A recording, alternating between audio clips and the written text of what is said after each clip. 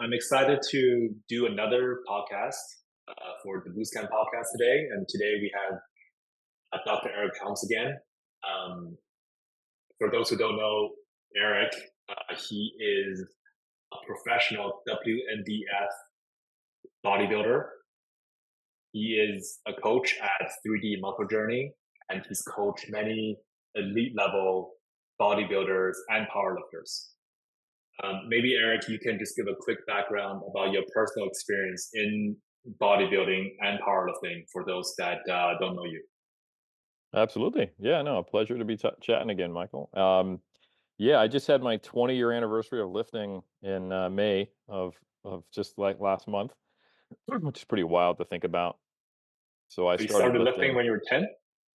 That's right, exactly, because that's how old I am. Yeah, no, but I just had a pretty. I'm a late peaker as far as an athlete. It seems.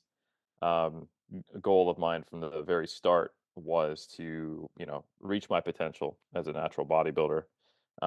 First show I ever attended, I actually got the opportunity to guest judge at a WNBF show in late 2005, early 2006. I can't quite remember.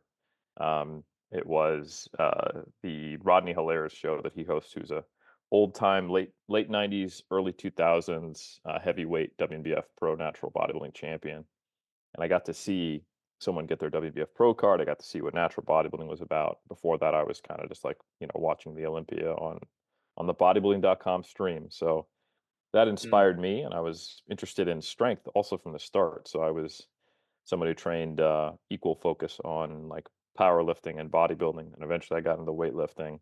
Eventually, even did a Highland Games competition and a couple strongman shows. Um, and I found out overall I was just far better at looking like a strength athlete than actually being a strength athlete. Um, decent power lifter in the grand scheme of things, but I was very privileged to be able to win my WNBF Masters and Open Bodybuilding Pro card in 2023.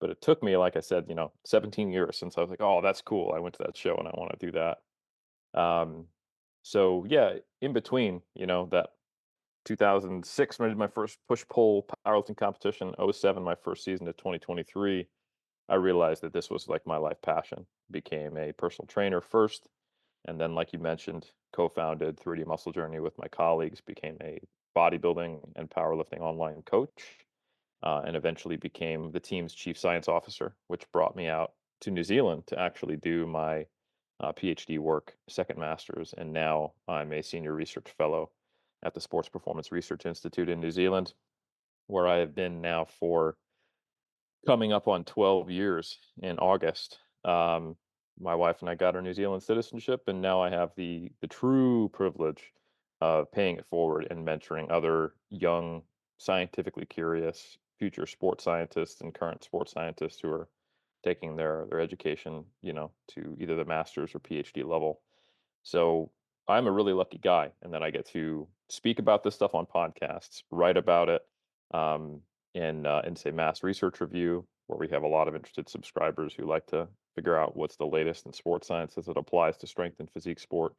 Um, Go to the gym every day and live the dream. Try to compete at WBF Worlds and move up the ranks. This in 2025 is my next planned competition season, and do things like speak at powerlifting conferences, bodybuilding seminars, and also academic events, and publish sports science and supervise students, and also make sure that our coaches at 3DMJ are up to date. Um, and just try to generally make the space that we operate in more informed, more sustainable, more enjoyable, and just improve the community that's given so much to me. So that's kind of what I do. that's awesome. That's awesome. Can you talk more about your experience? Because you're a professional bodybuilder. As you mentioned, you coach both powerlifters and bodybuilders alike. Can you talk about your experience briefly, just coaching both, elite level bodybuilders as well as powerlifters? Absolutely. Yeah. So, I started off as a personal trainer, I think officially in 2005. I had my ISSA certification. I got a job at the YMCA locally after I got out of the Air Force. Prior to that, I had done some personal training slash coaching pseudo jobs in the Air Force. I volunteered as a physical conditioning mentor to people who were struggling to pass the PC test in the Air Force. And then in tech school, which is where you learn your job, I led the daily PT sessions along with some other people. So, fitness was kind of a part of my life in a leadership capacity, coming up on like 20 years now. But I started as a personal trainer, and that's a whole skill set in and of itself, being a one-on-one personal trainer, and I did that for 7 years. And one of the things that I really wanted to do was work with more people like me. Um, very selfishly, right? And I thought it would all be about what's optimal. But I'm so glad that I cut my teeth as an in-person personal trainer because I realized just how important motivation and uh, the whole concept of self-determination theory. What makes someone tick? Why do people do what they do? Because if you don't understand why they do what they do, then you can't expect them to do hard things and keep doing it and push past new barriers, which is a huge part of not only lifestyle change in the general population, but also elite level performance.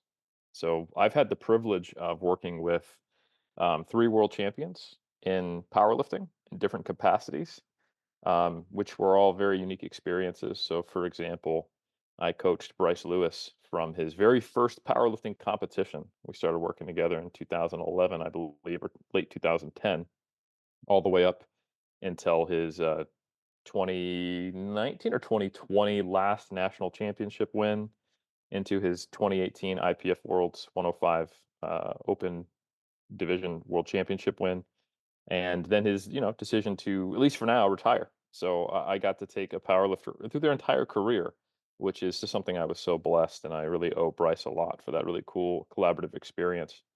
Then I've also had the pleasure of I worked for a period with Jessica Bittner, who is a multi-time 76 kilo world champion, who I got to work with as she went from the junior to the open division through a couple of world championships in the inaugural Sheffield. So she was already a well-established lifter. She was a junior world champion by the time she brought me on, which was during COVID, while she was, a little burned out, a little beat up, and wanted to focus on bodybuilding. And then she got back into powerlifting, and we had a good run Mhm. together, and that was really cool, because it's a very different experience to work with someone from their very first meet all the way up to the peak of their career, to someone who's at their peak and is looking to do something a little different, to take a different direction, rekindle their motivation, and then move into a new phase. Um, and then I've also had the pleasure of kind of almost on the other side of it. Big shout out to my man Ellis McLean. He has brought me on previously for nutrition, and he is a prior two times world champion, and he did this in the phase where he was a masters athlete in his 40s, and he had won previously in the Open, and he was starting a new family. And so his nutrition interests were related to, okay, I've been pushing my body weight up. I've even competed a couple weight classes higher than what I think is healthy for me, and I want to have a better understanding of nutrition. Also, cut weight for say bench worlds, and understand nutrition from a non-competitive perspective. So even though I could say, hey, I've done coaching for three elite level top power lifters, the experience with each one of them is vastly different. So I think Mm. sometimes when we look at coaching elite athletes, we think there is like a totally different skill set. But ultimately, whether you're a personal trainer, whether you're working with a high level novice, a master's competitor, or a junior lifter, or a world champion, you're meeting someone where they're at, and it's your job to try to help them look inward and figure out what their needs are, what the barriers are, what their motivations are, help them reconnect with the things that really get their passion going, and then collaboratively form a plan to go forward. And the same thing is true of bodybuilders. I have worked with more than I can count number of natural bodybuilders who've gone on to get their pro card, and then a good handful of pro champions, people who've won pro shows, placed top 3 at WMBF Worlds, uh, and in each of those cases, um, it's similar. The needs of those people. They struggle in the off season, and they need to find a more sustainable approach so they can compete on their own terms, or they've achieved a certain level of success, but they want to take it to the next level. What do they need to do? Is it a conditioning barrier, or is it a musculoskeletal issue? They need to think about training in a new way. Are they guarding against burnout? Because bodybuilding can be so demanding. Um, and very, very different sports, but ultimately a very similar skill set of understanding how to connect with people and how to help them reconnect in many cases what gets them going, or figure out what is the current friction, the current barrier, and then what stones are left to uncover. While importantly, not throwing the baby out with the bathwater. This is the one thing that is different with world champions is that, or high level athletes generally, is that there's a risk to being super experimental, and there's a risk to not being super experimental. Because if you just keep doing what they're doing, they will be very, very good, but they may not achieve the goal they want. And if you Mm. change things drastically, you might be changing something that was part of the reason why they're a world champion. So it is a high pressure coaching relationship, even when you do make it collaborative, because one slip up and you can see yourself feeling like, if not actually, taking them off the high level they were at, rather than helping them find a new way forward. So it is it's a unique dynamic where when you work with an intermediate, it's more of like you're probably gonna progress regardless, but can we fast track that? Can we do it in a way that you enjoy it more, that motivates you to Yes, be at a higher yes. level? And can we do it without maybe getting hurt? But with an elite level athlete, it's like, there's a risk of I could screw this up. They're already elite. So In summary, listen to what Eric is going to tell you in this podcast. I didn't know that was all just social proof. Yeah, I love it. But yeah, so the reason why I asked you that, obviously, is because the topic that we're discussing today is transitioning from powerlifting to bodybuilding. Mm, And I would say the top, the demographic that we're reaching with this podcast is not only competitive powerlifters looking to transition to competitive bodybuilding. I would say that's probably a small minority, if anything, but it's mhm. more so for everyday athletes, everyday lifters like myself, who have been primarily doing strength training, but now want to look more beautiful physically. Yep. So, so Yeah, this is a and topic that's near and dear to my heart. I understand, and it's actually a very common one because, I was actually part of the era where, like, power building is a hot topic right now, but Mm, it has been. And historically, it's nothing new. There was an era. Take 2 seconds to talk about this for those who are interested in the Iron Game history. But, the Mr. America competitions and every single bodybuilding show that started in the late '50s onward, or earlier, the majority of them were done in conjunction with weightlifting meets. This is before powerlifting existed as well. Powerlifting in a competitive format didn't start until the '60s. And mm, bodybuilding didn't become primarily done as its own thing, separate from strength competitions, almost exclusively until the '60s and '70s with the Weeders and the IFBB. But prior to that, so for example, the Mr. America, which we think of as like, one of the top old school competitions, is actually a top amateur level competition. It was done the day after weightlifting nationals. And to compete in Mr. America, you had to compete in weightlifting nationals. So the best weightlifters were the oh best wow. bodybuilders, and there was no separation between the two. The way you trained for hypertrophy was the way you trained for strength, and that was the idea, the mindset, the philosophy was that form followed function. So Mm, this had a definite revitalization in the kind of 2010 era, and it coincided a lot with the kind of the evidence-based boom because of, well, Lane Norton for one, competing in both. He was a well-known natural bodybuilder, and he shifted over to powerlifting, and he's also very well known in kind of promoting an evidence-based approach. And a lot of people followed suit. And if it was 2000, let's say 8 through to 2000, say 15, most bodybuilders are doing some form of the squat, bench, deadlift because of kind of this dissociation. And some of that was good. The concept of progressive overload is really important for bodybuilding, and that was something that bodybuilders really didn't get. I knew that from doing tons of seminars, talking to people online, and trying to promote good information. It was more of this qualitative: did I get a good pump? Did I feel tired? Did I get a good burn? Did I feel the gym? Feel like I got hit by a truck? And sometimes those subjective experiences were happening in the absence of progress. And people were spinning their wheels because they didn't really understand progressive overload. And I think we just locked it into too narrow of a confine of that Mm, means adding weight to the bar on big lifts. And there's something special about squat, bench, and deadlift. And don't get me wrong, these are great movements. They are full body lifts. They train a lot of musculature all at once. But orthopedically, they are not perfectly suited to every single body out there. I can say that as a 6-foot guy, right? Um, and I know you're a big fan of basketball. There's many lifts and many body types that don't go super hand in hand. And for all the people out there who are training for strength, I think a good way to look at it is ask yourself the question of why are you doing the squat, bench, and deadlift? And there's probably a collection of reasons. One is you've been convinced that they're important movements, that they will build strength, they will build size. And two, it's kind of a common language between lifters and a way to gauge your own strength levels and progress and something to strive for. What do you bench? What do you squat? What do you deadlift? You can know you know what that means, and you can kind of compare yourself to the sport of powerlifting just to go like, yeah, I'm pretty strong, like, I'm up there with these people. um and then I think the third one is we tend to strength is a concept, but we don't have an easy way of defining it. Strength is something that has been a spectacle, a test of proficiency, even a test of manhood at different times.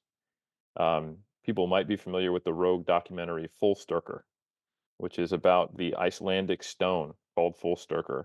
There's also a stone called Half Sturker, and this just means full and half strong. And if you in your fishing village in Iceland back in talking Viking days, to get a seat in certain positions on the longboat, you had to be able to lift full stirker or for a lower position, half stirker. And this was basically displaying it's like a job interview. Like, can you meet the demands? Are you strong enough to do this type of labor? So it's embedded in our culture that strength is important.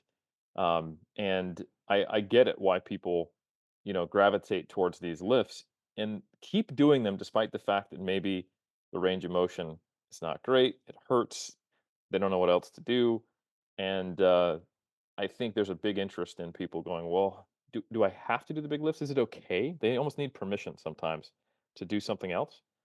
Can I do a hack squat? Like, am I going to lose strength? And it's like, well, lose strength on what? You know, because it's not like in our day-to-day lives we need to put a barbell on our back, sit down and stand up.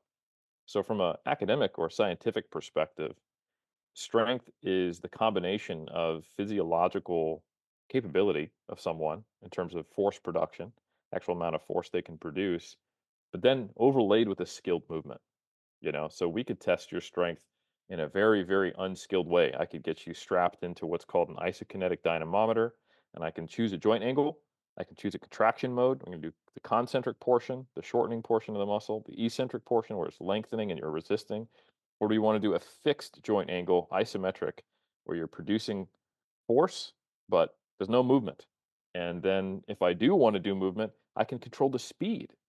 So someone's torque or force production capacities are very much dependent upon specific criteria that you train for. And just because you're really, really good at a squat doesn't necessarily mean that your quads are producing a ton of force. It depends on how your body organizes around that movement. And if we think about it, we see this all the time in the gym. Someone who has like a 6 plate leg press may not be able to squat 3 plates, you know, because one is a mhm. much more skilled movement and they don't necessarily transfer super well. So for the average person who is a big three junkie and they're moving towards bodybuilding, it's typically for a combination of two reasons. One is they're not getting the actual aesthetic changes that they want out of doing the big three. Or two, they might be getting it or they might not, but it hurts to do so. This is especially true for those of us like me who, I think you said I'm 30, which is definitely true. Definitely not 41. Or anyone who's been lifting for a while. I think it has less to do with biological age and just more with time under the bar, is to think about, okay, well, how would I select exercises where I can still institute progressive overload that seem to be more sustainable from an orthopedic perspective and from a mental effort perspective? Because even if you don't have pain from squatting, but you're a 6 footer like me, doing sets of like 8 to 10 on squats, especially when you get reasonably strong, Whew, that Hmm. takes a whole lot of willpower.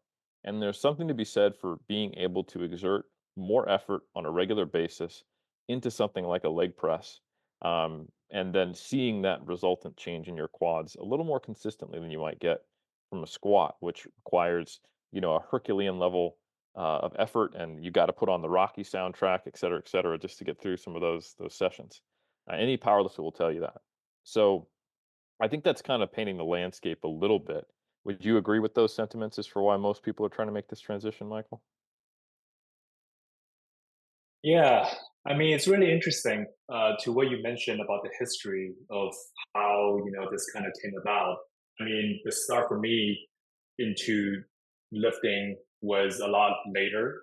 So I Mm, started lifting in like the 2010s, and I think like many young teenagers, the goal was to look better, right? To feel more confident, get girls, whatever the reason might be, get guys, whatever the reason might be.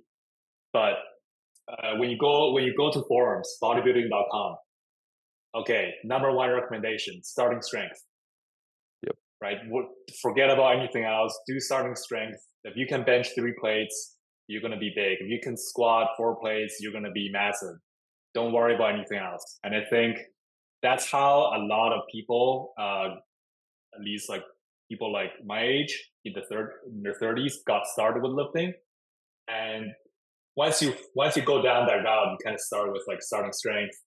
You do like Madcow, 531, like all these programs, and it's very hard to change from that perspective of like, okay, let's just focus on getting the numbers up, and eventually you'll look like Arnold or you'll look like Yep. your favorite bodybuilder, which is definitely not the case.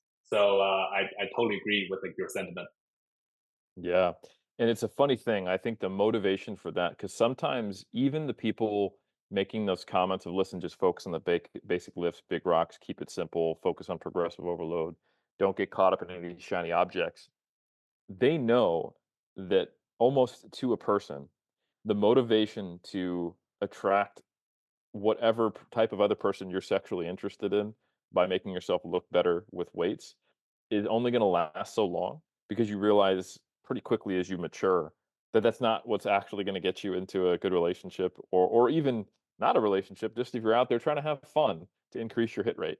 Like that's generally, like, that's not it, and that doesn't last. That typically, I got into it a little bit later and I had different reasons, but I knew a ton of guys who were started lifting in high school to get the attention of whoever, right?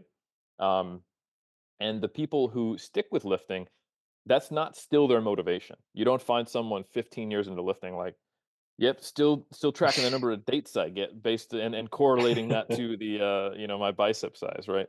It's really not a thing. It's a solid marketing strategy, and it's been one that, abusing male insecurity has been a huge part of the history of the fitness industry, going all the way back to like Charles Atlas, where the skinny guy with a girl on the beach gets sand kicked in his face by the muscular bully and takes the girl away, and then he orders the weight training program or the weight set, comes back, and he becomes the bully and gets the girl back. So, playing on male insecurity is still happening today in 2024. I mean, how many different channels are alpha something, cringingly, or how Sigma, many times? Sigma, that's the new Yeah, exactly, alpha is right? not the top tier anymore. No, no, no, no. Or how often, if you're over the age of 30, does all of a sudden every single ad on your social media become about TRT? Like, oh, like this playing on, did you know you're less of a man than you used to be? Here, spend some money on this, right? So this idea of kind of funneling people away from this relatively superficial goal, this kind of quick fix marketing hype, towards something more meaningful, like actual strength. Focus on the progressive overload. I do think that is the older, wiser kind of lifters generation who is trying to teach the new, young up and comers who are focused on something that won't keep them around, trying to shift them towards, all right, let me help you get on the progressive overload train. The big rocks, let's keep it simple. And that Mm. probably is better from a adherence long-term perspective, but it's actually potentially not the best approach if your goal really is primarily to change your body composition, to increase muscle size, it'll absolutely get you there. Don't get me wrong. You're not going to find any high level strength athlete who isn't muscular, but there's a reason why the top bodybuilders are the top bodybuilders and the top strength athletes are the top strength athletes. It's not the 1950s anymore. You know, specialization came. We started to develop machines. You know, people could train more frequently, more often, and essentially the key constituents of training for hypertrophy have a ton of overlap with training for strength, but they're not the same. And the biggest thing is that there are no constraints on exercise selection. There's no reason you have Mm, to do a squat, a bench, or a deadlift.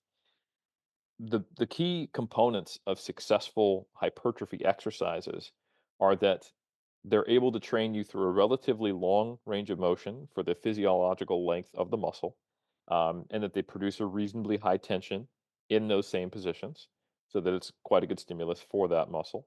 That they're orthopedically sound and that they will have an ability to overload them over time, that they don't cause pain.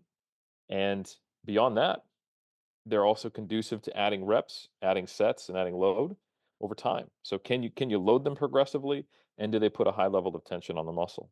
And if we understand those factors, and then we have some of the elements we learn from being very strength focused, like the thing I love about someone doing Madcow, starting strength, 5-3-1, is built into each one of those programs is an understanding of the importance of progression.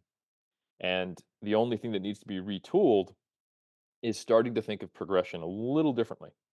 So instead of I need to progress in order to get progress, like if I don't add 5 pounds on the bar this week, I won't be bigger next week. You need to think of it more from, okay, I'm actually trying to get a physiological adaptation, right? I'm trying to grow muscle here. I'm now a little bit less of an athlete and a little more of a farmer.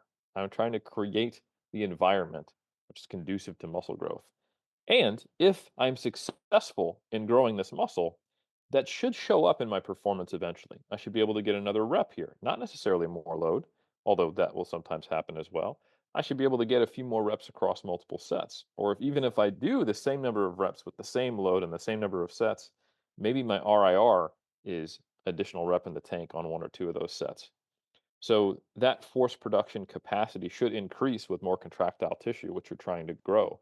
And all of a sudden, you stop thinking of trying to progress the load as the definition of progressive overload, but rather, if you adapt, you will see the load increase. So it is no longer the cause, it's the effect. And then you become a little less obsessed with I've got to add weight on the bar in X amount of time scale. You go, right, I'm going to put in all of the ingredients I need to hopefully be a successful farmer. You know, I've got the sunlight, I've got the soil, I've got the good fertilizer, you know, I've got the right seeds, and I'm out there tilling and all the things that I have no idea about because I'm not actually a farmer. And then if that goes well, I should see the loads or the reps progress. And I'm no longer putting an emphasis on just seeing the poundage or the kiloage go up on the big three, but all of my lifts from calf raises to bicep curls to lat pull downs, and also reps being just as, if not sometimes more important than the load on the movement going up, and seeing this progressive overload as an outcome rather than the cause of progress. See, that's a concept that is so hard to understand. And I think even for someone like me who's been lifting for a while, I would describe myself as like an intermediate lifter for far too long, probably. It's just like such a I wouldn't call it over complexity, but such a complexity versus hey, let's just try to get the numbers higher, whether it's reps or weight. And I feel like when you get started with doing programs like 5-1, like starting strength, that's very powerlifting focused, it's a lot easier to just hey, if the numbers go up, I've gotten better. Versus now, I got to focus on being a farmer and having all these other variables I got to cater for, and hopefully that means that the end result it's a better result. And I feel like there's just so many variables that is confusing for especially beginners, and maybe that's why there is such a focus on uh, starting with programs like starting strength for new beginners. So with that being said, would you say, Eric, that back in the 2010s, the programs that people recommend for beginners who want to look good and be more fit is starting strength. Would you still make that same recommendation?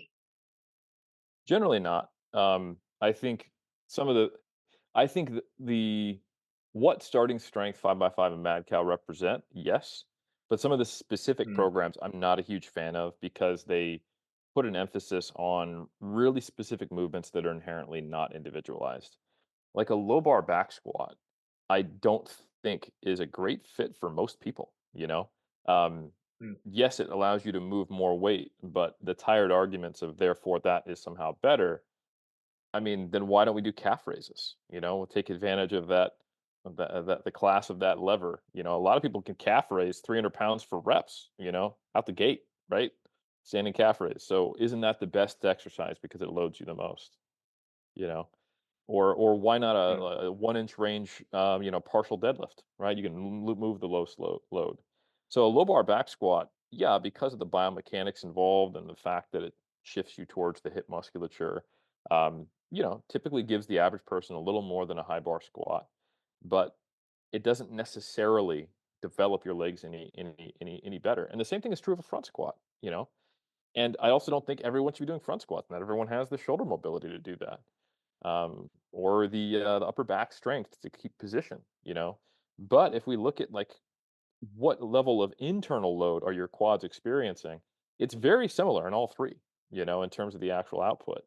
Um, so I think you're right. Like if as soon as you tell someone that they have basically three options, it's easy, right? Do one of these three programs, just get stronger. But that's great. Because here's the thing: when you're a beginner, having too many options is intimidating. mm, But very early on in your career, you're going to want to do things that are more catered to you. You will need to individualize either due to your time constraints, your stress levels, or your prior injury history from when you played sports, or just your limb lengths being a little outside of the norm or certain joint range of motion. And if you're telling me I have to do a low bar squat and I don't really understand why, I just kind of have this dogmatic belief around it, then it's unnecessarily limiting and we start to lose people. And that's, I think, unfortunate. But if you tell mm, someone, "Hey, yeah, start with a low bar squat or a high bar squat or a front squat. Start with a squat pattern, and here's some options." Now, all of a sudden, that program has become less dogmatic, and it allows people to filter into something that feels better. Yeah, you can do incline press, decline press, dumbbells, or barbells for your bench press slot. For the deadlift, you know what? You can do an RDL, or you can do a sumo deadlift, or you can do a conventional deadlift, or you can do a weighted back extension. Like, why not? Right. So I think it just requires a little bit of effort on the front end to give a bit more flexibility and a bit more, like if you just tell someone, oh, you can do anything, and then you just leave the room, that's going to lead them towards indecision, and an analysis paralysis, right? But if you give someone the answer of yes, it depends, but here's what it depends on, and here's your options, here's how you choose your own adventure, and you constrain that to, something reasonable, like a flow chart mm, that just expands the amount of people we can capture and who can stick with it. You end up, finding instead of a program that's decent for 60 to 70% of people, but like 90% of people, and I think that's really worth the additional effort on the content creator or the coach's side. And I think it's a mark of maybe not a great program writer or content creator if they can't do that, in my opinion. mm. Yeah, I mean, I know one of the most common complaints about people who do programs like starting strength or strong lifts is I think it's called like T-Rex arm syndrome or T-Rex syndrome, where because there's no bicep curls or any arm exercises and you're doing basically deadlifts and squats every single day, you develop these huge legs, but your arms, look like tiny T-Rex arms. Yeah. I mean, it really comes down to, and another thing to consider is that these programs, there's things I like about them. They focus on big compound lifts that are time efficient and train a lot of muscle all at once. And you combine that with lifters who have they're very, very far from their genetic ceiling, and they're going to have an easy propensity to grow. So it's a great way of helping them, make a lot of things grow all at once in a time efficient manner, and they can have less things to focus on, and they can build skill on some fundamental movements. But ultimately, all these programs are quite low in volume, and Mm, they are appropriately low in volume for the skill of learning strength. And volume is far less related to strength development than it is to hypertrophy. And also, to be fair, if you have a big focus on volume, but you don't on overload and making sure that you're progressing over time, you can spin your wheels as well. And I think, especially in the era of the 80s and 90s, where there was a lot of like the pump and squeeze kind of IFBB pro encouraged stuff, we got away so far from the kind of the era where it was strength and hypertrophy were the same, that maybe it was good to come back around to this kind of strength focused, this is what you should do as a beginner. Because there was a time when people were just pumping and squeezing and not making any progress because they were looking at drugged up bodybuilders from the 90s. And folks like Stuart McRobert is a great example. His program that he wrote, Brawn, very similar in philosophy, and Brawn 2.0 and his magazine Hard Gainer. This is from like the 90s, early 2000s. Very similar philosophy to your Madcow, your 5x5, your 531, and your starting strength. You'll get bigger if you just focus on progressive overload and the big lifts and don't do so much volume that you can't recover from it. And I think for many people, that will ensure a good novice through early stage intermediate level of progress. But the question is, what do you do when you can't microload anymore, or that your progress is slowed down so much that you're only adding 5 pounds to the bar on these lifts every year? Maybe you should try doing something a little different or a little more. And there's typically not an answer in any of these programs. So, mm, in my opinion, someone who is focused on hypertrophy, they generally want to be doing a little more volume than someone who is focused on strength. And if you are going to be doing more volume, then maybe it shouldn't just be focused on these orthopedically challenging, heavy, complex movements that aren't a great fit for everybody. You have to think, if I'm going to do more work, I'm going to incur more stress. So maybe I want to make sure each unit of stress is less stressful. And there's a lot of ways to do this. And the typical approach that I see people doing, and what we used to do, is we'll take a given powerlifting program or low volume kind of starting strength style program, and then we'll just chuck a day of accessories on there. We'll do some machines, we'll do some cables, we'll do some dumbbell work. And I think that's totally viable. But some people find themselves going like, I don't really care if my 5x5 on low bar squats goes up this week. I'm doing that because I'm supposed to, but I find the bodybuilding work on the accessory day that I've bolted on more fun, more exciting, and I'm seeing, I think, what I think is more results from it. So it kind of begs the question of, well, which part is the essential component, and how would, if I just wanted to focus on hypertrophy, how would I focus on that? And it's there are more options. There's more muscles in the body than just the ones that are moving the squat, bench, and deadlift. But it is not crazy complex if you just simply kind of think of it from the perspective, okay, I probably want a horizontal push. I want a vertical push. I want a horizontal pull like a row. I want a vertical pull. I want a hinge. I want a squat. And then I want enough isolated movements to complement the muscle groups that are not being trained by those compounds. Like I probably want some type of isolated knee extension, some type of isolated knee flexion, elbow flexion and elbow extension for the T-Rex arms folks, and maybe a bit more emphasis on my back because a lot of the exercises are hard to do and we don't get a great mind muscle connection with them, and they're really hard in the shortened position of the muscle, not the lengthened position. So a little bit extra thought, assessing your own weak points, looking at what equipment you have available to you, and then thinking about volume and volume progression to some degree, adding reps over time, and assessing, when have I plateaued, and then what do I do in those situations. I think that's where a lot of people struggle. Is almost everyone can become an intermediate using these kind of basic big rock advice that's on Reddit or the bodybuilding.com forums, but very few people know what to do when they plateau as an intermediate, or how to deal with it. And they kind of just try a bunch of shit and throw it at the wall until it sticks, which is fine. But what they end up trying is a whole bunch of different strength programs. And if their goal is hypertrophy, they don't necessarily have the skill set to be able to evaluate what makes sense from that perspective, because there is a lot more going on. And hypertrophy, unfortunately and fortunately, is a much more forgiving adaptation, right? And what I mean by that is you can see people lifting heavy, light, moderate volume, high volume, and getting great levels of success because ultimately the the load on the bar is not that important for hypertrophy. But you will get but there's no one who doesn't lift heavy in some capacity who gets stronger or really strong because that's the key component. So the formula is a little more straightforward for strength. Do the movement that you want to get stronger on and lift heavy with it and lift heavier over time. But for bodybuilding, it just needs to be a higher stimulus over time. And you can go from doing 10s to 30s and keep progressing. Or you can go from doing 10s to 5s and 6s and you can progress. You can go from doing one movement to another movement and still progress. So it's very difficult to pick out the signal from the noise if you don't actually know what the fundamental principles of hypertrophy are. Yeah, I mean, you said a lot there, so I'm trying to think.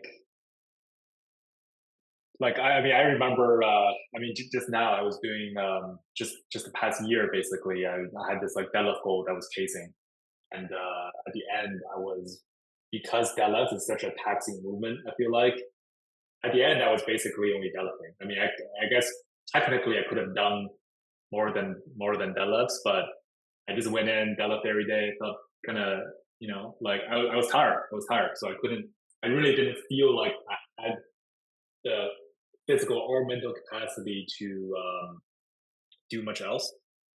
Like do any, definitely not doing any like bodybuilding style movements. So I know what you're saying in terms of like, okay, if you're just doing a low bar squat or if you're just doing the deadlifts, you're just so taxed out that you're probably not going to be doing other movements that could develop a better physique. Exactly. Yeah. Um, it also requires a little more investment as you go. Like if you're really interested in being more than intermediate, then the hard truth is just train harder is typically not going to be the key. It'll be a component to it.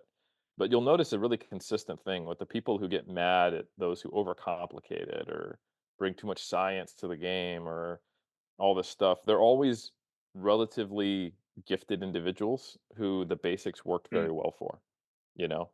mm, And a lot of the times, the people who are promoting a more complex approach or thinking through the science or thinking about the biomechanics or who even get into exercise science like myself, um, not always, and I'm not gonna pretend I don't have decent genetics, like, I'm obviously doing okay for myself, but, um, the basics stopped working for us, and we had to turn over more stones to figure out how to move forward. So, we had to exercise our brains a little more than the people who seem to grow pretty effectively off the basic advice.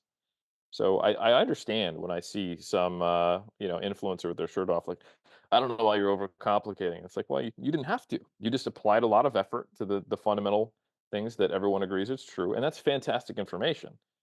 And then when someone gets stuck, or they're not getting quite the results they want, or they keep running into this lumbar injury, you know, maybe they'll want to dig a little deeper. And I think that's going to be the separating factor between people who care enough about their physical goals is that they might learn they have to invest a little more mental energy into figuring out why and individualizing and treating themselves like an individual rather than like everyone else who's on Reddit.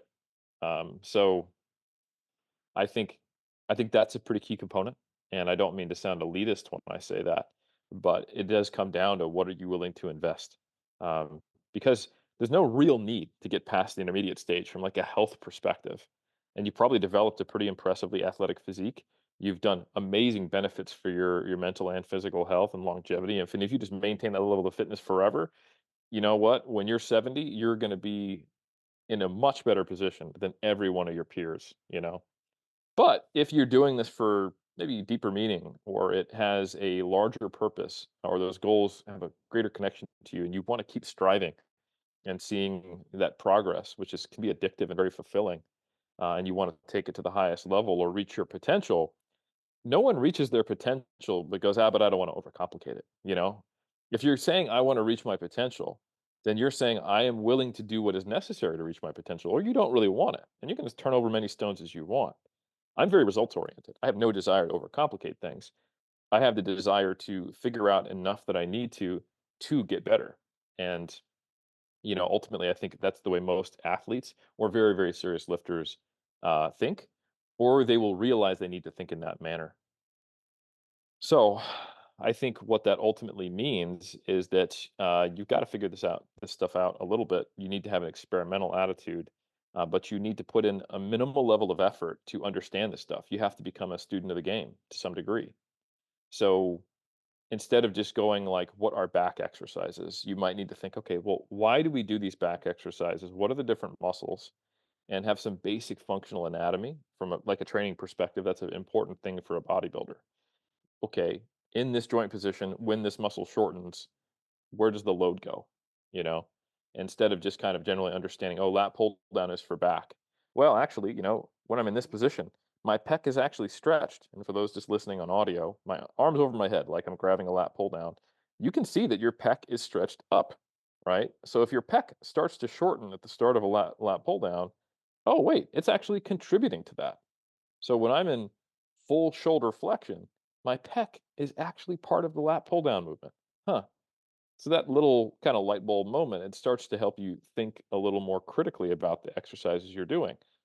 Like instead of just going, yeah, I do barbell rows because Dorian Yates, you go, okay, well, why is a barbell row good? What are the limiting factors? What are the key components? And you have to start thinking about principles. So, can I overload this movement? Can I progress it over time without it causing orthopedic issues or pain or a ton of fatigue? And does it put a decent amount of tension on the target muscle when it's long? And then, okay, great. Now I just look at progressive overload differently.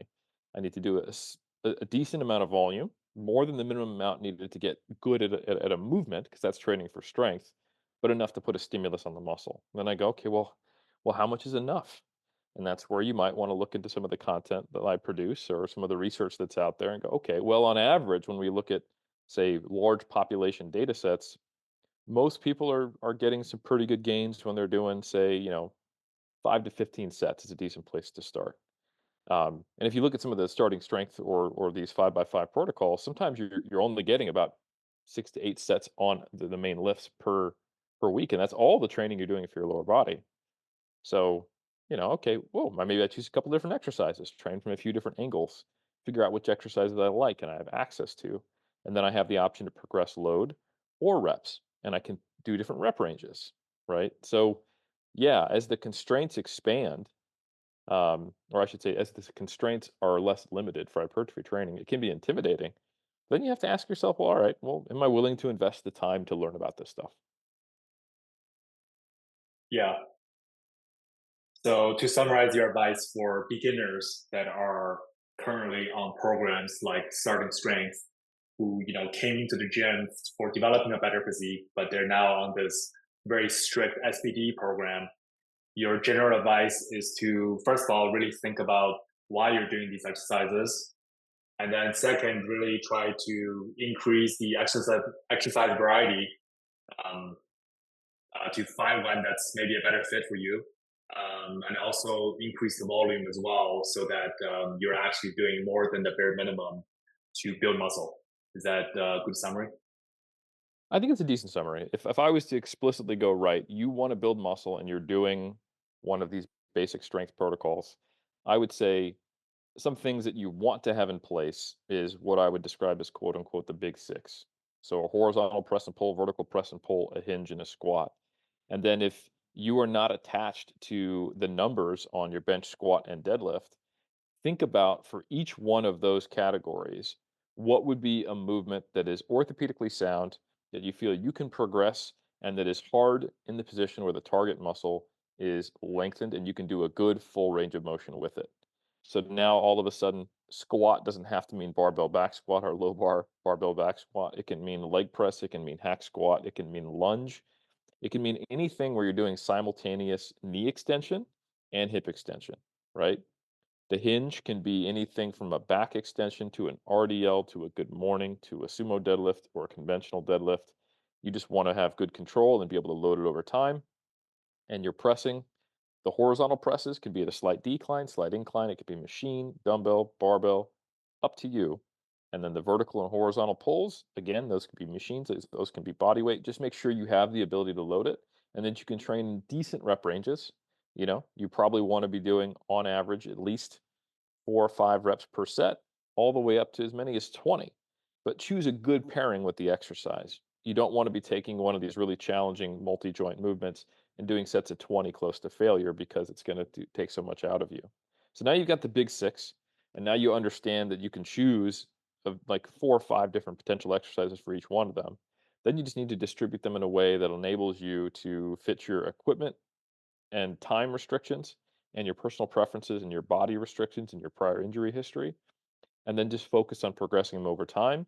And you probably want to be landing somewhere in the realm of, I would say, you know, like I said, 5 to 15 sets per muscle group, and then see how you go.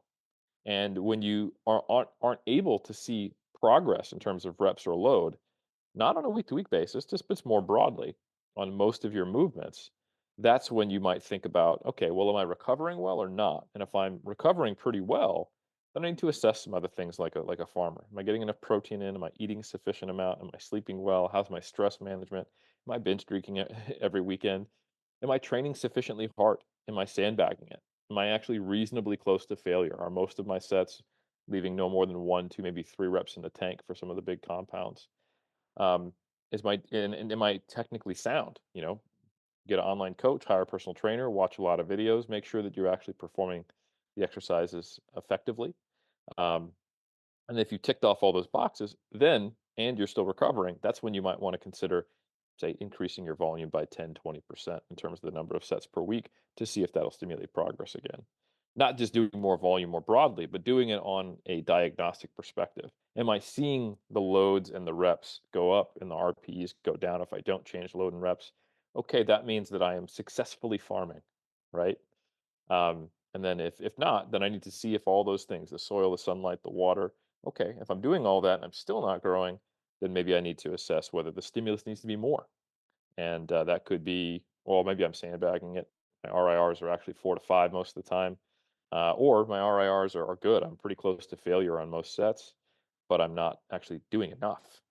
And in addition to those, big six, which you can kind of track your progress on, you probably want to make sure you get enough of the accessory movements to train the other anatomical functions of our muscles, like an isolated knee extension, knee flexion. So, like extension leg curl, easy ones to do, bicep curl, tricep push down, and then maybe like some cable lateral raises. So it's actually not only hard at the very top when your delt is shortened, maybe some rear delt work, and some calf raises. It doesn't take much. You could do this with quite literally 12 exercises, you know, and just kind of focus on progressing them all, spread them across the week, see what you like, see what you have access to.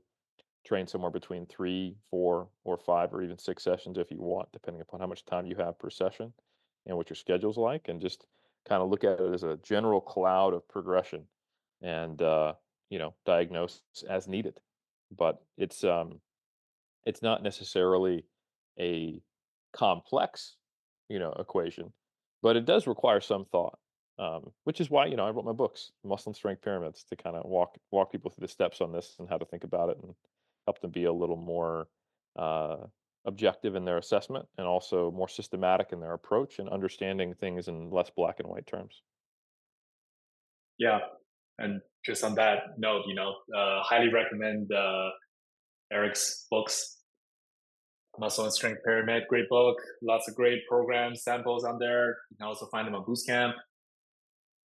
Um, I think that's a really great summary there, Eric, for I guess like beginners who are who have started lifting and they were doing a strength program, and you just gave a lot of really great ideas, actionable items for people who are in those shoes and might want to start doing more bodybuilding type of work. So now let's transition to people who are already intermediates, um, Mm, mainly like myself. Um, People who have been doing primarily strength training programs over the past few years. In my case, for example, I've done tons of powerlifting programs from the starting with the starting strength, but now having done more intermediate level powerlifting programs as well, like the Candido program, the PSA 9 week. Um, but now I'm a little burned out. I'm a little bored of the strength training. I look in the mirror. I'm like, oh, like I want to now focus on developing a better physique, and I kind of want a new challenge as well. Like I've done enough in strength training that I'm very happy with the results I've gotten, and now I want a new challenge in terms of doing bodybuilding. So I guess my first question to you is, for someone who's an intermediate level powerlifter, let's say, what is your general advice for someone like that to transition to bodybuilding? Yeah, I think a great way to do it is to essentially start shifting your powerlifting training down to what you might consider a maintenance level dose of strength. Because most of those people are still interested. They might be a little burned out, but they're not actually wanting their bench squat and deadlift to go down, you know? Um, Mm, so they the answer is often, how do I help you, have your cake and eat it too? Unless they're currently hurt and they're like, listen, while I'm hurt, I want to do bodybuilding training, which is a little more of a specific instance, which does co-vary. It sucks to train through pain. I've been there myself. Um, so generally, in these intermediate level powerlifting programs, people are, squatting twice a week. They're benching 2 or 3 times per week, and they're deadlifting 1 or 2 times per week. And what I generally recommend is just take each one of those lift variations and kind of your strength technique, your competition lift derivative, if you will, and just do it once per week, and then just work up to a moderately heavy single. And then after that, you can get into your primary mm, hypertrophy movements. Um, and then one thing that's always worth asking is there any one of the lifts right now that you really do like, is going well, you're not burnt out on? And that can become one of the vehicles for hypertrophy, right? So if we have those kind of 6 core lifts that we care about to try to train the body, you can absolutely keep the squat in as your squat, you can keep the bench press in as your horizontal press, and you can keep the deadlift in as mm, your hinge. If you're liking them, if you're comfortable with them, if your body's well suited to them, and if you're comfortable doing them in, say, like the 4 to 8 rep range for multiple sets, you know, and then you can instead of just working up to a single on them, you can do rep work with them, and that'll absolutely maintain your 1 RM strength, and you can use them as one of your quote unquote hypertrophy vehicles, right? But but yeah, assess that. Let's say, just because it's easier to give an example and an intermediate can kind of take this and apply it to themselves. Let's say you're just burnt out, you're not hurt, but you just don't feel like doing a fair amount of work on the big three, right? So you give yourself 4 days per week, upper lower split. At the start of each of your lower sessions, you work up to either a squat or a deadlift for a single at like a 7 or an 8 RPE, and you're just trying to hold the line and maybe progress if it allows you. You'd be surprised how this kind of low volume specific work can do. And that's your warm up. You try to get through it no more than 15 minutes, right? And then you've got, say, 45 minutes to an hour to actually focus on an upper body bodybuilding workout. Or sorry, in this case, a lower body bodybuilding workout. And you can do the same thing with one or both of your upper body sessions if you really do like benching. This is a very common thing for guys. Like, the bench is not the one they're burnt out on, right? Um, so you can have one day where you work up to a single on the bench, and then you go and do a upper body bodybuilding workout. And you can have the other day where maybe you make the bench one of your volume workouts, right? So you do, 3 by 10 on bench, and then you move into some rows, pull downs, and then lateral raise, overhead press, and then some arm work, that type of deal. And I think that can be a really nice change of pace. And you will be really pleasantly surprised for most intermediates how well your strength holds on. And in some cases, even goes up sometimes on certain lifts, mm, just doing one of these specific singles. And you're then building all of this muscle mass, and you can focus on progressing those other lifts. You could start paying attention more to technique and proximity to failure. One thing that I do notice with intermediates who have a powerlifting background is they prioritize the big 3 so much that they're pretty technically efficient on those movements, but they're actually not that good at doing things like lat pull downs or bicep curls or tricep push downs. They either use a lot of body English, or they're really bad at gauging proximity to failure, or both. So it's an opportunity to become a specialist in more movements. It's an opportunity to kind of become a jack of all trades. You'll see bodybuilders, they're proficient in a lot more movements than your typical powerlifter. And sometimes you see powerlifters doing really silly things, like they're a 700-pound deadlifter, but they're doing RDLs with 315. Because they just don't value RDLs, right? And their accessory work is just kind of, Right. they view it that way. It's an accessory. But once you kind of reshift your mindset and you're in this intermediate, I have powerlifting experience mindset, and I want to shift towards bodybuilding, a really big component is starting to put an equal level of effort and prioritization and respect into all of these other movements. And you'll be really surprised with how much of a response you get if you were kind of sandbagging all the bodybuilding work previously. 100%. Yeah. Yeah. So Mm, that would be my advice there. yeah. Oh, okay. What would you say are common lagging muscle groups for powerlifters in terms of athletics? Most of the time, it is their back. And I don't mean they're erectors. I do mean you'll see lat development typically lagging behind. You'll typically see great pec, delt, and tricep development because of all the emphasis on pressing. Man, you go to a high level powerlifting meet, you're going to see some fantastic leg development. You know, glutes, hamstring, quads, the squats and the deadlifts they're pretty undeniable. But you won't often see necessarily great calf development, lat development, bicep development. And then sometimes you Mhm. really pay attention, and if someone's lean enough, which you won't often see, like a lower hamstring development or like middle quad rectus femoris development. Um, so the reason why is that some of these muscles are biarticular, which just means that they cross two joints and they have a competing function. They act as an antagonist to the other main movements, so the other main exercise, main muscles in a given exercise. So I'll give you an example. A lot of people think the hamstrings are pretty well recruited in squats. And if you've taken a basic like personal training course or read some things online or played around just looking at some anatomy stuff, you'd be like, oh, well, don't the hamstrings act as a hip extensor? They are a synergist to the glutes, right? So they help you get out of the hole on squats and stand up straight.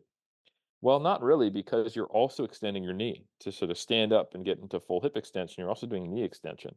And if the hamstrings are contracting as hard as they can, they don't get to choose to only do hip extension because they cross the knee and the hip, right? So they're doing hip extension and knee flexion. They're shortening. And if you think about this from a critical thinking lens, my hamstrings are shortening.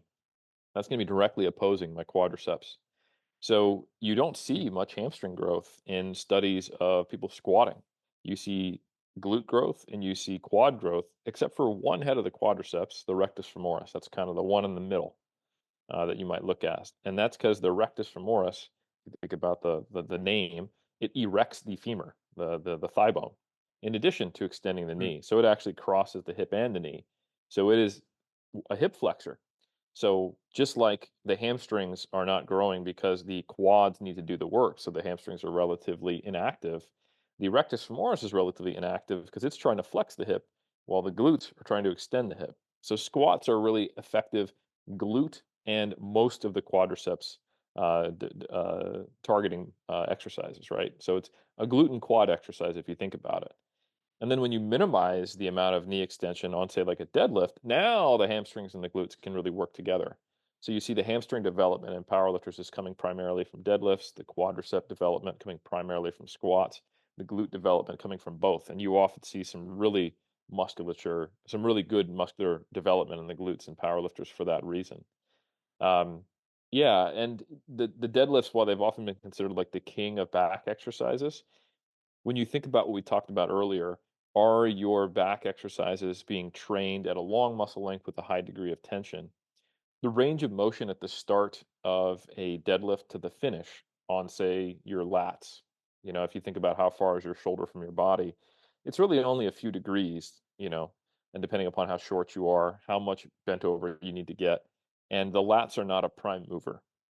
It's basically a glute ham erector exercise, and there's obviously a lot of stabilization and needing to control the exercise and maybe a little bit on the traps and the lengthened position. But typically, power lifters don't have great lat development. They don't have these big wings. They need to be doing, rows and pull downs. And, you know, a lot of powerlifters do rows and pull downs, but they don't necessarily do them well. and they don't necessarily see a great payoff in terms of transfer. Like your lat pull down and your row going up are typically not going to turn into mean your deadlift goes up, right? That's just they're very different movements. You know, scapular retraction and shoulder extension occur a little bit in a deadlift, but they're not the main thing that's going on. So typically, there needs to be an emphasis and learning on how to develop one's back, which is a really common lagging muscle group in intermediate lifters, even intermediate bodybuilders. Um, Mm. and focusing on the stretch position instead of the squeeze position. Another really common thing that you see in powerlifters is they use RPE and RIR a lot, and they use if they are someone using strict form, they might be hurting themselves a little bit because they have to get that full range of motion and touch their chest with their palm or the bar or the dumbbell before they count a rep. And as soon as they can't get that full range, like, okay, that was an RPE 10, but they might have been able to do another 5, 6, 7 reps doing two-thirds or half that range of motion in the more lengthened position. So, Interesting. understanding that a lot of the typical exercises we do, the rows and pull downs, they're hardest when the muscle is shortest and easiest when the muscle is longest, can help you understand why it might be important to go closer to failure and to maybe do a few more reps past the point where you can't do a full range, but you can still do most of the range. Like you count it as an RPE 10 once you can no longer get at least half the range of motion on a pull down, a pull up, or a row. And now all of a sudden you'll start to notice that your back's actually getting sore and you're actually getting some development out of it. And that you're not cheating through the lengthened position like many of the typical ways people perform these exercises do. Oh, that's so interesting. So you're saying for muscular development, let's say of the lats doing a row, like you said, right? Um, it's not just enough to do complete reps. It's even after you reach quote unquote failure at the complete reps, there's still a lot of benefit that you're not getting from doing half reps and quarter reps. Is that right? If they're the lengthened position, yeah, that's what I'm saying. It's if you think about it, rows are hard when it gets closer and closer to your body. That's when the muscle is getting shorter and Mm-hmm. shorter. The reason why Mm-hmm. you see powerlifters with great pec and quad development is that a bench press is hard right out of the hole when your pec is longest, when your Mm. tricep is longest, when your anterior deltoid is longest, and right out of the hole on a squat when your glutes and your quads are in the most stretched position. It's a fortunate strength curve where the most effort you have to put forth is also when the muscle is elongated. But on certain movements, like for example, a dumbbell lateral raise, it's getting harder and harder and harder once the dumbbell's getting higher and higher and higher, but the delt's getting shorter and shorter and shorter. So a simple swap over to say a cable lateral raise is going to make that strength curve much more even. It's hard from the very start because gravity is always going to point down. I'm pretty sure of that with my sports science degree. Um, so, and the same thing with and for different reasons for the back, the strength curve or the effort curve of those exercises, it's easy at the start and it's hard at the end. And your muscle's long at the start and it's short at the end. So unless you have certain like machines that overload the early position, what that typically means is that if you use strict form and do a full range of motion, you typically have a lot of juice left in that movement. So there's a few ways that I practically program this without overcomplicating it for people. I'll have most people do most of their back work to failure. That way, like they're barely squeezing that last rep, and we're getting a little more stress on the muscle because they're getting a little bit different work. And you'll find this, like, most people will not get sore in their back from the same amount of volumes and the same RIRs they train their pressing musculature. And, like, even going all the way back to Poliquin days, like, "Oh, you're supposed to do twice as many, back exercises as pressing exercises," and they'll talk about shoulder health, but you'll also notice that people will seem to get better results that way, and they're kind of compensating for these relatively inefficient movements where the challenge is in the shortened position. And we have a ton of data showing that when muscles are short, that is not the point when they're providing a high level of tension stimulus. If you think about it, when a muscle is elongated, just like in any tissue, there's a stretch on it that's being sensed by all these molecular level mechanosensors within the actual muscle tendon unit, and that's what starts the anabolic Mm. cascade. So if you can place a high level of tension at the point when the muscle is longest, And to give a little more deeper physiology, tension is importantly sensed at the fiber level, not necessarily the whole muscle level. It's not about whether you feel the stretch, but whether you're putting forth a high level of effort, which you can achieve by going into these partials and going past the point when you can no longer do the full row. And you're just basically deciding, all right, what do I consider a full rep? I'm still going to try to get the full range, right? Yeah. But once I can no longer, I'm not going to say the set is at RPE 10 until I can at least get 50% or two-thirds of that range. Because if anyone's ever done this on a strict cable row, not leaning back, not using momentum, the point at which you can no longer bring that handle to your abdomen, you could probably still get almost another full, like let's say that was at your 10th rep. You could probably get another 10 reps where you're still getting almost that distance, or at least half of the way through the range.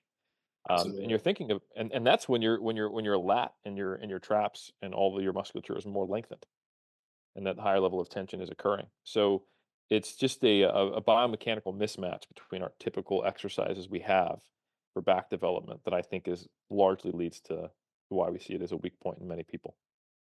Okay, that's super interesting because again, I feel like because my background is in powerlifting training, this is all brand new knowledge to me. Because a full rep to me is okay, you complete a deadlift, you pull the weight up. If you pull the weight 3 inches, it's not a rep. So okay, so let's say you're tracking your sets and reps, right? Using a workout tracker like Boostcamp. How do you okay, so you do 10 full reps of rows, but you can still do 5 more reps of half rows. How do you track that? Well, you can just change the exercise name. You can call it a lengthened partial row. You could do it as a drop set, and then so you could do full range of motion rows, log your number of reps. Let's say you went to a 10 RPE, boom. And then you can, as the next exercise, you can log lengthened partial row as a custom exercise. And then you can mark that on the left as a drop set if you wanted, Okay. just to indicate to you. So that's one way to do it. Another way to do this, which gets around the whole issue, is you accept from the start that you're not going to do full range, and you load it up very heavy to the point where you can only do two-thirds of the range of motion, so that then you can go, right, I can only complete this motion to here. If you think about, when you were getting first good at chin-ups, and you're thinking, well, I Mm. got to get my chin to the bar. It's really, really hard at the top of a chin-up. But what if you just do the exercise with a weighted belt, and you're only getting to the point where your arms at a 90-degree angle, right? Or your top of the head gets to the bar, and that's your range of motion. You would choose a heavier load, so it kind of takes care of itself. That's another way to do it. Mm. Is you can just know that the way I perform this exercise, this is the range of motion I use, and therefore I will use the appropriate load for that range. Or you can log two different exercises: cable row, lengthen partial cable row, and do it as a drop set afterwards. Those are both options for sure. Okay. So as a follow up to that, so let's say I'm doing your bodybuilding program, and the target is RP 10 or like RR 0. So that actually means I should be doing partials until I actually can't do the exercise anymore. Is that the right idea? That's only if the bodybuilding program instructs you to do that. You don't have to include this. It's just a potential reason why a lot of people I find see. themselves needing to do more volume on their back to get to the Yeah. same level of development. Yep. Yeah. Or why, like sometimes what we will do, like for example, in the 3DMJ Vault, where we have a lot of courses, we have bodybuilding program design, and you'll just see higher higher RPEs or lower RIRs for all the back work, because you're Mm. getting a little closer to that point, where the muscle is actually challenged through a larger portion of its range. I think Mm. you'll probably get better results doing all of your back work to failure than say a 2 to 3 RIR, but you might get pretty similar results if you did that for your pressing, because it's already so hard at the bottom on all your presses. It's the limiting factor. You have to think of, what is the limiting muscle group in a given lift, and then for those muscle groups, are they being challenged in a lengthened position or not, or a relatively lengthened position? So if that's not the case, then they're probably not experiencing that high level of tension. And it's, and there's a lot of studies that look at this in different ways. So there's a pretty cool study that found greater hamstring growth in seated hamstring curls versus lying hamstring curls because you're in hip flexion. You're like doing a sit and reach test, right? Um, Likewise, there is research comparing a preacher curl to an incline curl. Now, here's the funny thing: is the bicep actually inserts in the front of the shoulder. So in a preacher curl, you're out here, the bicep's actually shorter. However, this shows you why it's important to have high tension at that point. Because when you're doing an incline curl, gravity's still pointing down, both preacher curl and an incline curl. So it's not hard until your forearm is parallel to the ground. So even though you're really more stretched because your arm's behind you in an incline curl, the challenge doesn't occur until you're shortened. But in a preacher curl, because your arms are out in front of you, you're almost already parallel to the ground at the start. So the tension occurs even though the biceps in a shortened position because you're in shoulder flexion. The tension occurs much earlier in the movement, and in that Mm, study, preacher curls beat out incline curls. So it's not just the stretch; it's at the lengthened position for the muscle group. If it's sufficiently long, is there a high degree of tension? And that's kind of the lens which you want to look at as one of the ways of gauging the effectiveness of a given exercise for hypertrophy specifically. And you'll see that most quad exercises, most pec exercises, most of your pressing and quad based exercises, they already do this for you. Shoulder press really hard out of the hole, bench press really hard off the chest, dips really hard in the deep position, right? Squats really hard in the hole, leg press, hack squat. Nobody wants to go all the way down on a leg press or a hack squat, right? Because it's really hard in the deepest position. But nobody wants to go all the way up on a pull up because it's really hard at the top. But unfortunately, that's the shortened position. Calves are true as well. There's a few studies showing that partial calf raises are better than full range of motion calf raises. There's actually one study, I should say, because the calf raise is very, very hard to lock out at the top. And at the bottom, that's when you can get that deeper stretch loaded up and just kind of going to the point where your feet are parallel to the ground and doing all your reps in that manner, just doing the half bottom portion of the rep. There's a really good study by Cassiano found that you got substantially more muscle growth than doing the full range because you're expending all this effort to lock out when you're actually in a shortened position, when you could be using that effort in a much more advantageous position biomechanically for the given muscle. But I think it's important not to overemphasize this aspect of exercises. Like I said, it's really not going to make a difference for many exercises, but for some, like a lot of the back work, I think it really does make a substantial difference. And just finding ways to expose the muscle to a high degree of tension when it's in a longer position is essentially the key. And you can start evaluating, like, okay, because if you start playing with machines, which you will, if you start doing a lot of bodybuilding work, then you're just assessing, like, is this one of those leg extensions that's really hard at the top or it's really hard at the bottom? And if it's one of the ones that's hard out of the bottom, that's probably a much better leg extension, right? Is this one of those hamstring curls where I have to work really hard to touch my heels to my butt, or is it hard right out the gate? You probably want the latter. Um, and there are some back movements which are built this way, and the manufacturers do them that way. T-bar rows, because of the mechanics of it, they tend to be a little harder at the bottom, a little easier at the top. But the disparity in the biomechanics of your body is such that it's still harder to do that little end lockout on a T-bar row. But like a chest supported T-bar row is probably a better option than say a barbell row, right? Because of those biomechanics and the position of the lever. It's harder relatively to the barbell row at the beginning. So there are some movements that you can preferentially select that should be helpful. So a chest supported T-bar row to failure is a great, like, easy way of saying, hey, you can probably take care of this without worrying about doing partials. um, and then finding certain machines where the row or the pull down is built in such a way, the cam placement, um, and the shape of the cam to where it is very hard at the start and tries to accommodate your natural strength curve a bit more. okay. But if you can't find a machine like that, then you do partials to make up for it. Exactly.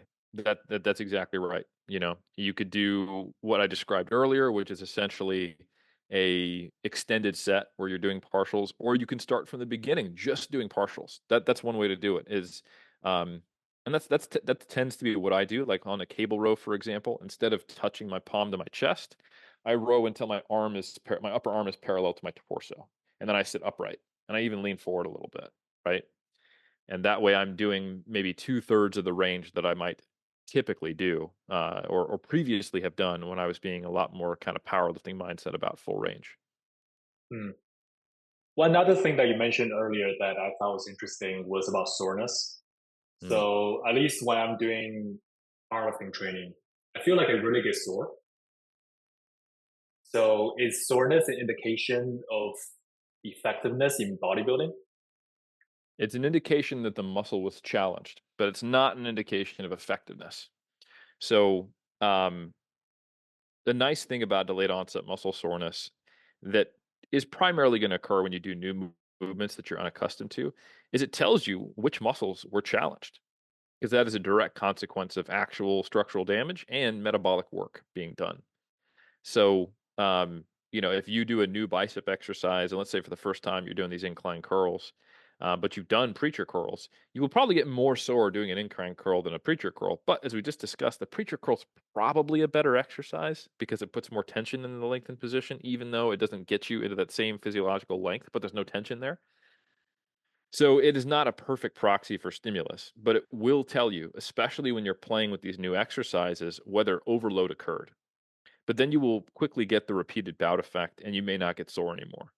And that's okay. Some people are going to be more or less resistant to soreness, and it's certainly not a proxy for effectiveness, but it will tell you did the target muscle get exposed to an overload that it has not previously been accustomed to. That doesn't need to occur on a regular basis, but one thing that will probably occur if you start doing these lengthened partials, training closer to failure, or doing different exercises that challenge the muscle or spend more of the rep in a more challenging position because it's elongated, as you'll probably experience some DOMs for the first time.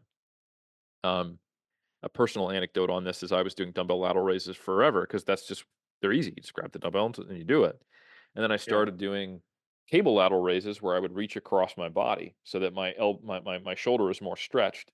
I'm reaching say to my opposite side pocket and then doing a cable lateral raise with the cable set up at the same height as my wrist. So it's immediately creating a challenge as soon as I start doing the lateral raise is I actually got sore in my delts for the first time, and I was like, "Oh, I didn't know delts got sore from lateral raises ever," you know? Mm, So, it kinda shows you that whatever you were doing before was not that damaging, which at least maps a little bit onto the initial overload, but then it quickly stops becoming a useful proxy as you develop the repeated bout effect and you become more trained on these movements.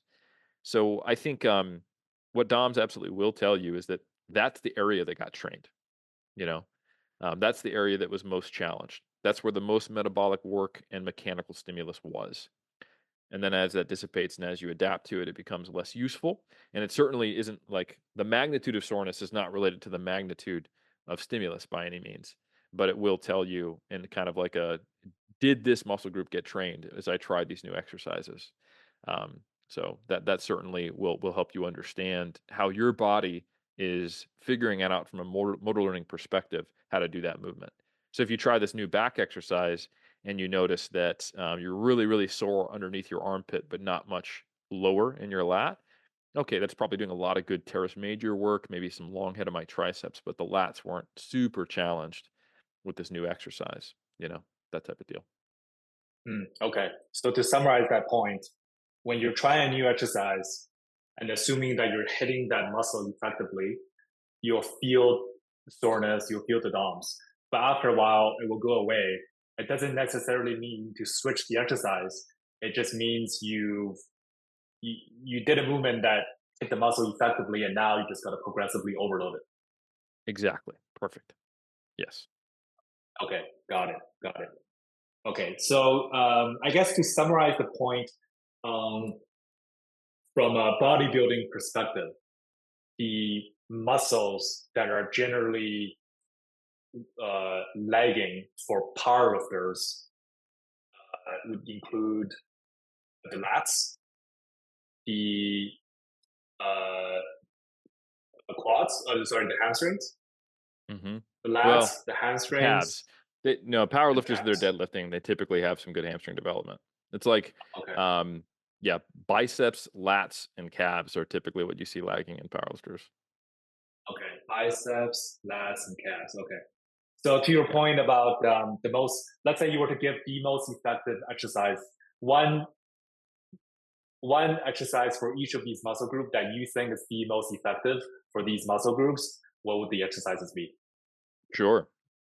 And yeah, so I would say another thing about if you want to get a muscle into a longer position, sometimes unilateral work on your back can be effective because you can't do a lat pull down with like both of your arms crossing in front of your face, you know? But you can pull at a slight angle so you can stretch your lat more. So sometimes it's useful to think about, all right, if I wanted to stretch a muscle group, what would I do? Right? If I think about like my old stretching days that I did in high school before a sport or after practice or something or in martial arts, typically the lat stretches are going to be kind of up and across your body a little bit. So I like a nice pull down, single arm pull down, where your kind of bicep is starting to get close to your nose, and then, Mm, yep, yep, exactly, and then pulling to the point where you're getting your fist right about eye level. So you're not trying to worry about getting it all the way down to where your fist is about at shoulder or pec level. And that kind of serves as a natural stopping point. It feels relatively natural, right? When you start to see your hand, that's your range, right? You're reaching up and across your body. You're not cheating, you're not using momentum, and you are trying to reach and stretch without turning your torso. So a single arm lat pull down, I think, is a great movement. Um, Another one for, let's say, the like a row kind of variation, is a good one is a chest supported T-bar row, and actually taking that to failure. That helps a little bit with kind of smoothing out that strength curve. And going to failure with the chest support won't fatigue your lumbar. Like something like a barbell row or a dumbbell row would. It's much more loadable. So yeah, chest supported T-bar row and a single arm lat pull down where stopping where your fist is in about in front of your eye. Those are two great back movements for your horizontal and vertical stand-ins. For biceps, it's not that complicated in my opinion. Um, a solid, preacher curls are great. Another way to do it is just turn around. Instead of being behind the preacher, put the preacher curl behind you and lean back against it so that you're at a slight backward angle. Now you're getting that same position on the preacher curl for your arm, right? But mm, now you're not in shoulder flexion. So you're actually getting a stretch position a little bit more. It's a little more like you're taking the best part of the incline curl and taking the best part of the preacher curl and combining them. So your arm is, flush with your body, but your body is leaning back so that the arm starts to get tension at an earlier point when the forearm is parallel to the ground. So a dumbbell preacher curl with you leaning back against the preacher instead of sitting behind it. You probably want to like basically lift up the height on the preacher curl as much as you can to do that. You might have to do like a little bit of a half squat. I kind of do a bit of a staggered stance. Um, so yeah, the backward facing preacher curl incline curl hybrid for the biceps, and then for the calf raise, I just think go to the very very very very bottom deep position you can get on the calf raise where you're in a maximal stretch. Pause there for a good solid second, because the Achilles tendon is the longest tendon in the body. It stores a lot of elastic energy and it's contributing a ton right at that point when the muscle is longest. So it's easy to bounce on your calf raises or just to do partials and in the shortened position, which you don't want to do. And then just do the first half of the range of motion. So pause at the bottom, control the eccentric, 1 second in the hole, and then just get back up to the point where the bottom of your feet is parallel to the ground, and that's your full range. And then push those pretty close to failure, and you'll probably be sore on your calves for the first time as well if it's been a while. So yeah, that's super interesting. I don't know if like these are the right variables to properly rank, but I'm curious in your answer. So in terms of the most important variables for building muscle amongst range of motion, volume, and intensity, how would you rank them? well, in some ways, they're thresholds for one another, right? So, um, proximity to failure and volume are the two big rocks. You know, um, like if you have to when you if you're not actually training sufficiently close to failure, which doesn't need to be to failure, then you have to do substantially more volume to make up for that. And then if you are choosing exercises which are really poorly suited, then it means you would have to do substantially more volume and or train closer to failure. So they work Mm, together. It's almost like they're gating to one another. But like the way I organize the muscle and strength pyramid, broadly the same if you're back and you're thinking about how do I create a pyramid to inform both training for strength and hypertrophy or either or. But once you get into the levels, there's slightly different definitions. So, for example, that first level, volume, intensity, and frequency. For the third edition of my books, I'm probably going to make it volume and intensity and explain how frequency is how you organize that stress and not necessarily the most important feature. But intensity for a powerlifter is essentially load, and intensity for a bodybuilder is essentially proximity to failure. And then the importance of volume is a little more for your hypertrophy oriented goal versus your strength oriented goal. And then exercise selection is just right there after progression. And the reason why it's not lower on the list, meaning more fundamental towards the bottom, is that you do have to choose poor exercises for that to be the case. You, but if you assume good quote unquote exercise selection, then all of a sudden then volume and intensity becomes a more important factor. So it is somewhat arbitrary where exercise selection sits, and exercise selection is not necessarily the same thing as exercise technique. But the way I would phrase it is that when you think about exercise selection, there's a different way of ranking exercises for hypertrophy than strength. For strength, it's really, is it the movement I'm trying to get stronger on? That's the most important movement. And then what are the bottlenecks for getting stronger at that movement? And what would be good exercises to help that bottleneck? Sometimes it will be a hypertrophy exercise. If you have really short arms, really flexible lower back, and you do max legal with grip benching, you're not actually exposing your pec, your anterior deltoid, or your triceps to very long muscle lengths. And if you're plateauing on your bench, you're really, really good at expressing strength in a powerlifting style arched bench press. But if you want to grow your pecs, which will help you eventually bench more through having more contractile tissue, you probably need to be doing a Larson press or dumbbell pressing or flat back close grip benching or whatever to actually grow the muscles that then can express higher levels of strength in that max arch legal max grip width bench press expression of that strength. So for so exercise selection for a strength athlete is how do I get better at expressing strength on my strength movements? Exercise selection for a bodybuilder is everything we just talked about. How do I assess is this a loadable, orthopedically safe movement that challenges me in the lengthened position for a given exercise and considers those functional anatomy considerations like I probably need a quad exercise to hit the rectus femoris that doesn't include hip extension. So maybe I need something that is a lot more knee biased or a isolation exercise for the quads. How do I hit the short head of the hamstring, which only does knee flexion, not hip extension? So okay, I'm going to need some type of knee of leg curl, right? So it is like there's ways to frame it differently. Like if you don't do the squat, bench, and deadlift, and you're a power lifter, your volume and your intensity and frequency doesn't matter. So I could see someone arguing that exercise selection would be the very base of the pyramid.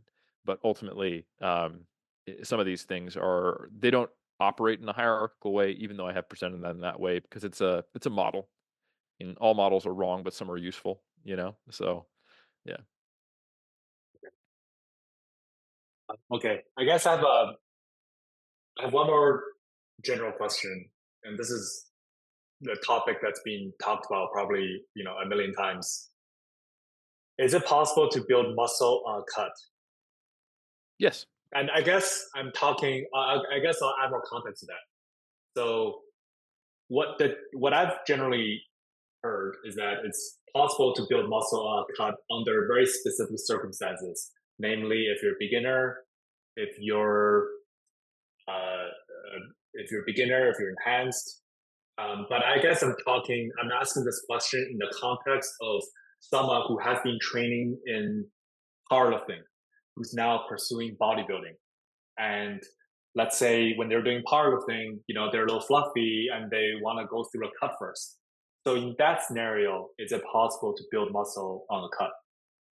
I think the question that needs to be asked is not or I think a lot of people think, oh yeah, if you're enhanced or if you're a beginner or if you're overweight, you can build muscle on a cut, but they don't ask why. What is different about someone who's enhanced, a beginner, or who's overweight when they do a cut that enables them to build muscle? And I guess I would ask you, Michael, why do you think it is that beginners, enhanced, and overweight people are better able to build muscle on a cut than others? Uh, I feel like it's because first of all, they're able to get like an extreme amount of stimulus that they can recover from, which enables muscle growth. Exactly. You're getting such a strong stimulus that your body finds a way, basically. Like Jeff Goldblum said in Jurassic Park, life finds a way. So we are adaptive organisms with millions of years of history behind us, and it's not like the hunter gatherers back who were chucking spears to survive while barely getting any food. They had to hunt to get their own food. It's like, sorry, you're not going to get any adaptations to this exercise because you haven't had a sufficient bulking surplus, right? You have to figure out a way to do it. So the body gets very efficient at conserving energy expenditure. We got Herman Pontzer's research showing that if you extreme ends of increased physical activity, you start to reduce other components of energy expenditure to make that possible for survival purposes. So when someone is a complete novice to resistance training, it's such a strong stimulus. Your body's going, oh, shoot, we need more muscle mass. We need these adaptations. So I'm going to figure out a way to do it. And that's when you see body recomposition happening, right? You will see people lose fat mass while gaining muscle mass because it's seen as a priority, quote unquote, by the body. And it all does come down to energy availability, right? So, someone who is in a very, very high state of adiposity, they have a great deal of endogenous energy stores to rely on. And you see different physiological outcomes when you put someone on a low calorie diet who's lean versus someone who's high in body fat. Another really interesting thing, there was a cool study that came out just recently that was looking at atrophy in muscles that are not trained in a given exercise program. So they took these 21 untrained individuals, half men, half women. I think it was either 11 men and 10 women, or the other, or the opposite. I can't remember. And they did a whole body MRI to assess the upper limb and then the lower body. And they trained them on leg curls, leg extensions, bicep curls, and tricep pushdowns.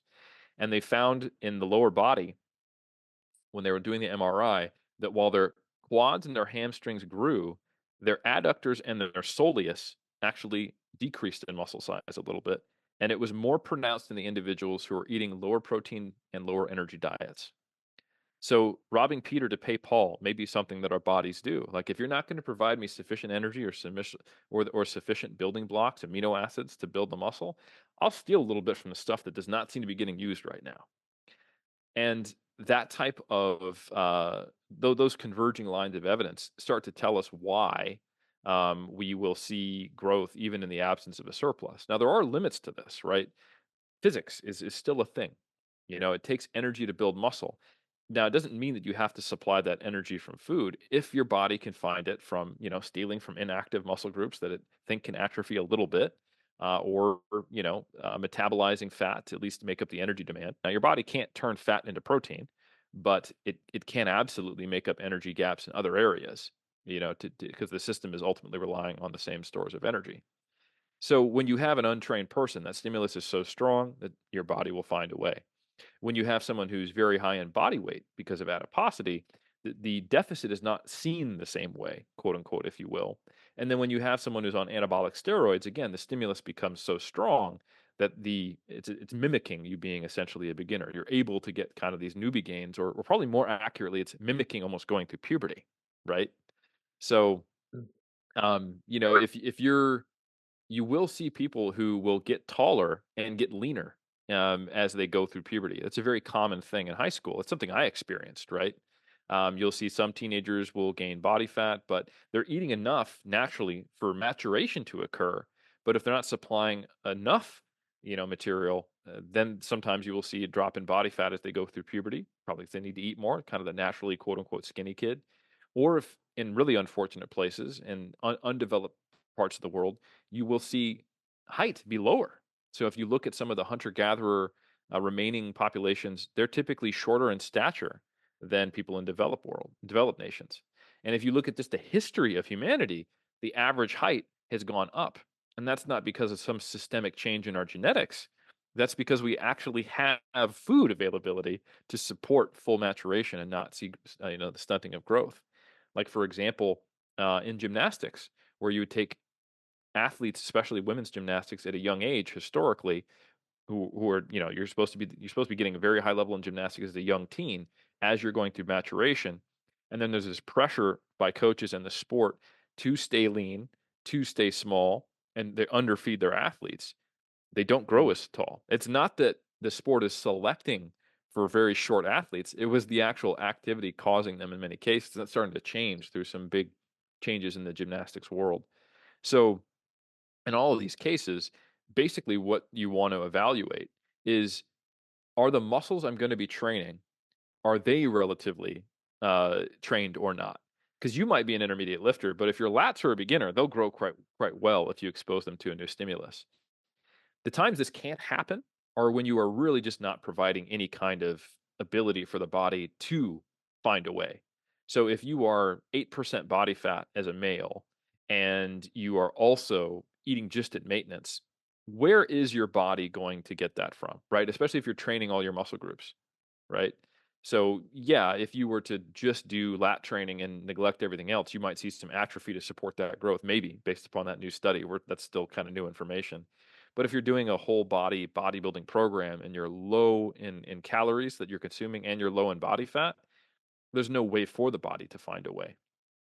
But you will see recomposition in more moderate body fat ranges and when there's a high stimulus. So that's kind of the way you answer that question, is you understand why in those cases that occurs, and then you can apply it to every individual situation.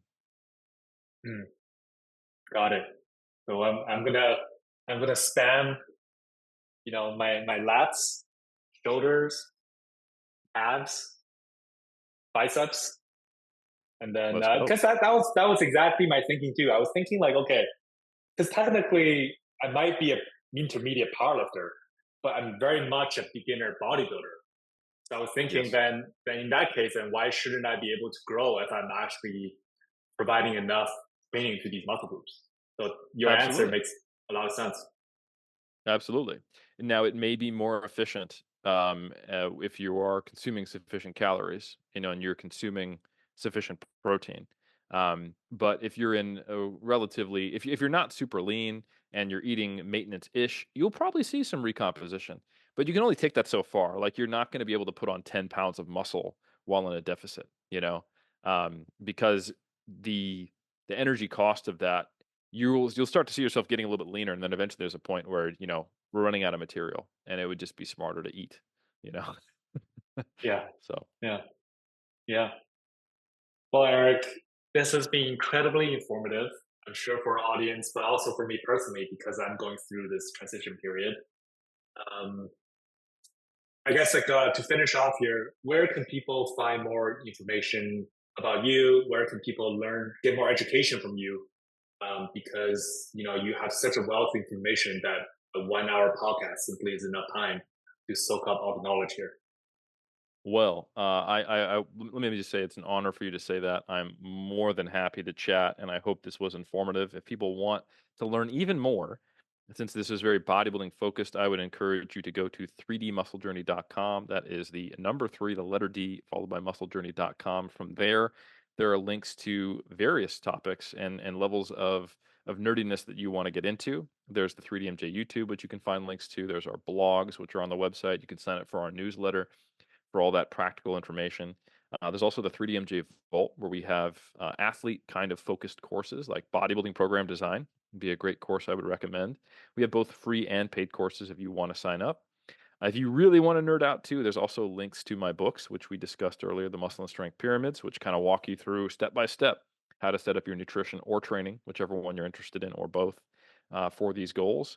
And then if you really want to nerd out, there's of course Mass Research Review, and you can get the lowdown on the latest published research relevant to these topics on a monthly basis as being a subscriber. And if you want to listen to me on podcasts like this on other people's platforms, follow me on Instagram at Helms3DMJ, and I'll definitely be posting stuff like this. Awesome, Eric. Well, thank you so much. It's a pleasure. Thank you.